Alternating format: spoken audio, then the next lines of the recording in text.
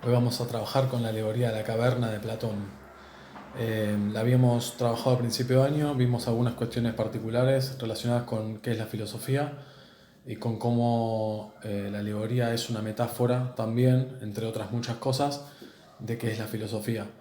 En esta clase en particular vamos a verla en detalle, el relato de Platón, porque una vez que entendimos la teoría de los dos mundos de Platón, vamos a poder darle entonces dos enfoques diferentes a la alegoría. Vamos a entenderla como un relato metafórico de la teoría de los dos mundos, por un lado en el interior de la filosofía platónica, pero también vamos a tratar de sacar, y lo más importante va a ser eso, sacar de la alegoría de Platón algún mensaje que podamos traspolar a nuestros días, como siempre pensamos a Platón en la actualidad. La alegoría de la caverna de Platón es el relato más famoso de la historia de la filosofía. Es uno de los fragmentos de textos filosóficos más narrados, más contados, más reproducidos, y con eso va a tener que ver la actividad en distintos relatos, en libros, en películas. Ya vamos a ver por qué.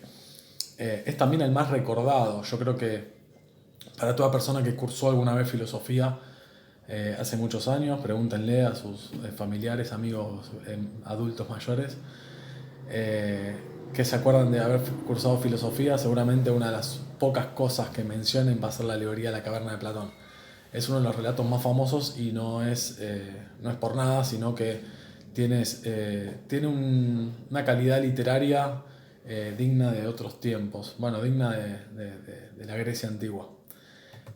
La alegoría de la caverna. Alegoría es un relato metafórico que tiene como mensaje, podríamos decir, un trasfondo que no está en la literalidad del relato, ¿no?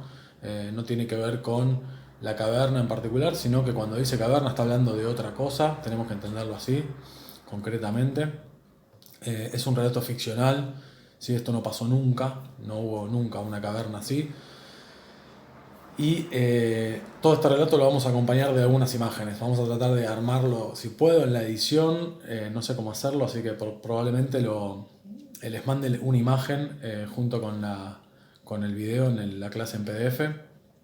Pero para que se imaginen y entiendan el relato, la caverna es una caverna que está dentro de una montaña, en la que se entra, digamos, hacia abajo, y en el principio de la caverna, en la parte más cerca de la entrada, vamos a encontrarnos con una hoguera, una fogata.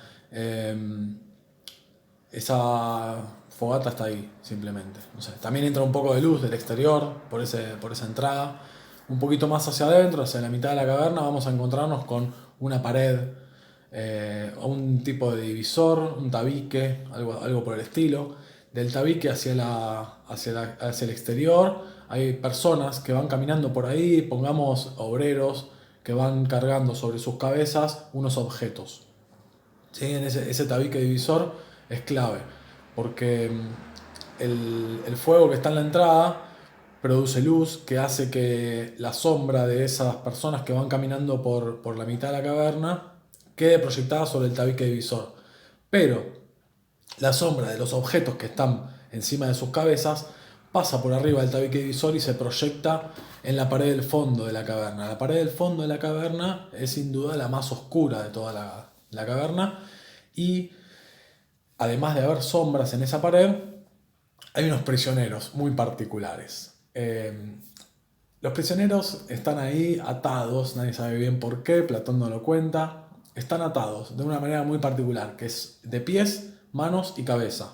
No pueden mover ninguna parte de su cuerpo porque pies, manos y cabeza están atados, y la cabeza está orientada hacia la pared del fondo de la caverna.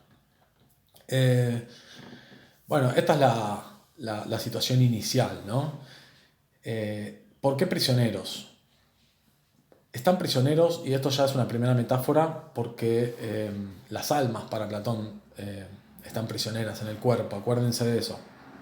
Pero también todo el interior de la caverna representa, como ya se habrán dado cuenta, el mundo sensible, a ese mundo de apariencias. Por eso aparecen las sombras.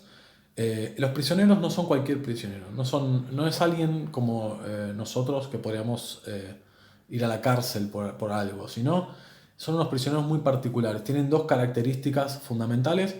Una es que estuvieron siempre ahí, desde que nacieron, dice Platón, estuvieron encadenados de esa manera. Por lo tanto, no conocen otra cosa y como consecuencia de esto, todo lo que ven, todo lo que vieron durante toda su vida fueron las sombras que se proyectaban en el fondo de la caverna. Por lo tanto, para ellos lo real es eso que ven, las sombras. No hay nada más. Desconocen incluso que hay un fuego al interior de la caverna, un exterior de la caverna y todo ese tipo de cosas. Además de haber estado siempre ahí, y justamente por eso, no saben que son prisioneros. Esa es la segunda característica clave. Ellos no saben que son prisioneros. No saben que hay otra realidad posible más que estar ahí encadenados, quietos y sin poder moverse. Y solo mirando el fondo de la caverna. Sería diferente si alguno de nosotros fuéramos a prisión o fuéramos privados de nuestra libertad de alguna manera. Porque sabríamos que hay otras posibilidades. Sabríamos que estamos prisioneros. Querríamos liberarnos. Estos prisioneros, dice Platón, no quieren liberarse porque no saben que son prisioneros. Esto es un elemento clave para el relato, porque es el que nos permite preguntarnos a nosotros, hoy, extrapolando la alegoría de la caverna a la actualidad, si no podríamos ser nosotros unos prisioneros de ese tipo. Y no me refiero al confinamiento, no me refiero al estar encerrados en nuestras casas, porque nosotros sabemos que podríamos salir, hemos salido otras veces. De hecho, algunos salen.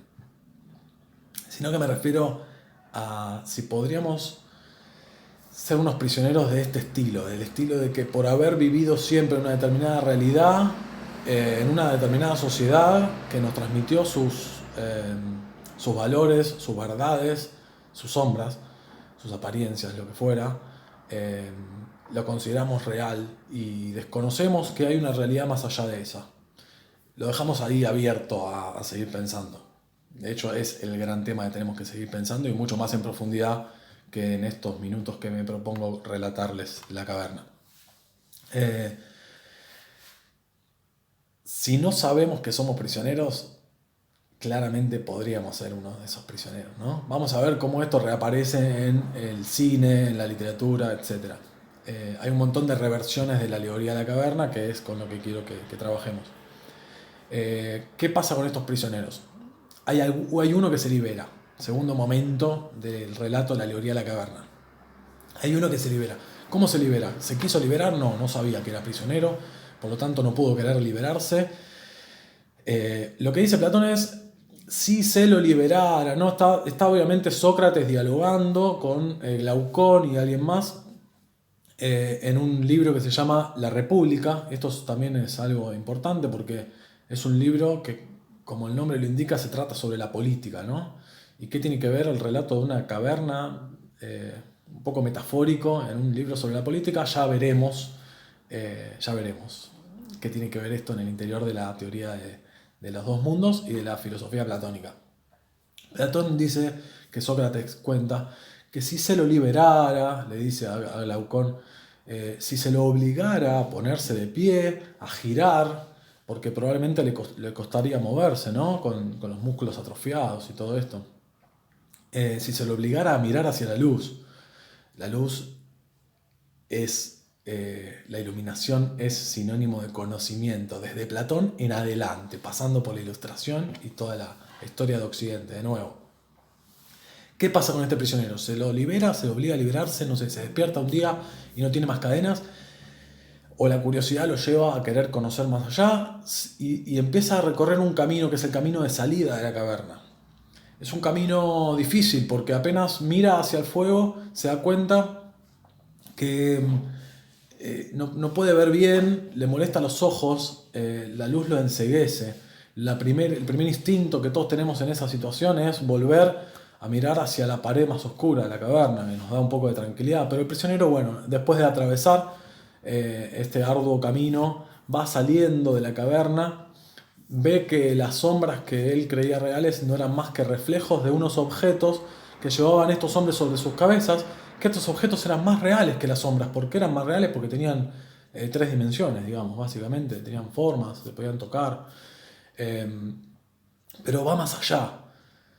Pasa al fuego y sale al exterior, cuando sale al exterior percibe un mundo totalmente nuevo, desconocido, colores, el cielo, el sol sobre todo, que también lo enceguece.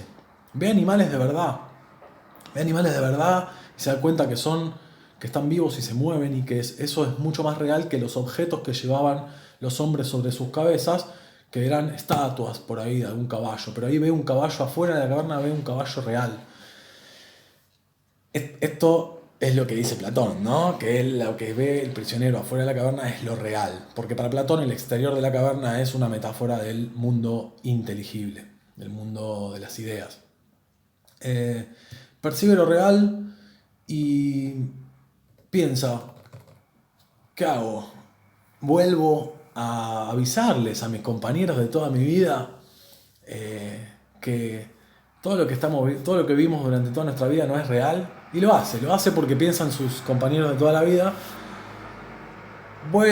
Cuando vuelve a entrar acostumbrado, ya sus ojos acostumbrados a la luz, le cuesta caminar, ¿no? Se tropieza, entonces sus compañeros se ríen de él porque parece torpe frente a los compañeros. Lo ven tropezarse entre las tinieblas del fondo de la caverna, se ríen de él, lo toman por loco cuando le dice que todo lo que habían visto toda su vida no era real, sino que había algo más.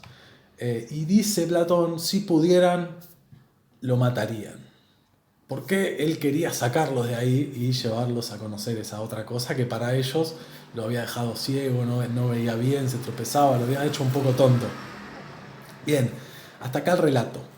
Fin de la alegoría de la caverna textual. Y pensemos las implicancias que esto tiene. Para Platón, esto es metáfora de obviamente la teoría de los dos mundos. El interior de la caverna es el mundo sensible, el exterior es el mundo inteligible.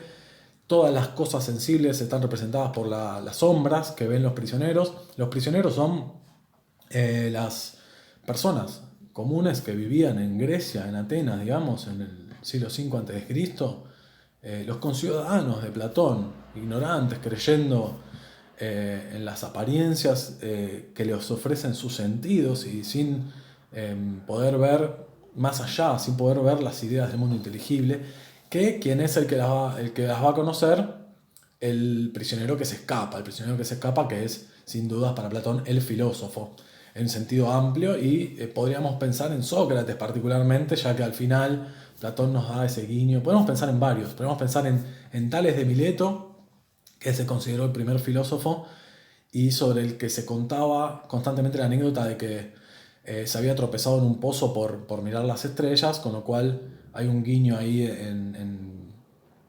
en Platón cuando el prisionero vuelve a contarle a sus compañeros lo que había visto y se burlan de él porque se tropieza y es un poco torpe.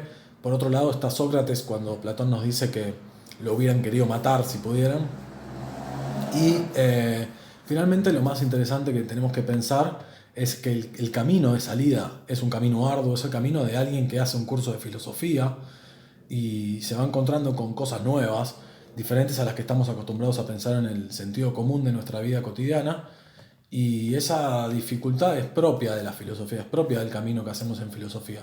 La gran diferencia entre donde termina la literalidad de Platón y lo que vamos a pensar en este curso de filosofía es que nosotros en este curso no vamos a pensar como Platón, que el prisionero que llegó al final es el que conoce la verdad, porque para Platón el prisionero que llega al final es el que conoce el mundo inteligible, las ideas, la verdad, y por lo tanto es el que tiene que gobernar, porque conoce la idea de justicia, y por eso esto aparece en un libro sobre política, ¿no? Toda esta teoría de los dos mundos pareciera ser subsidiaria de una teoría política en la que Platón propone que tiene que gobernar el filósofo, porque es el que conoce la verdadera idea de justicia.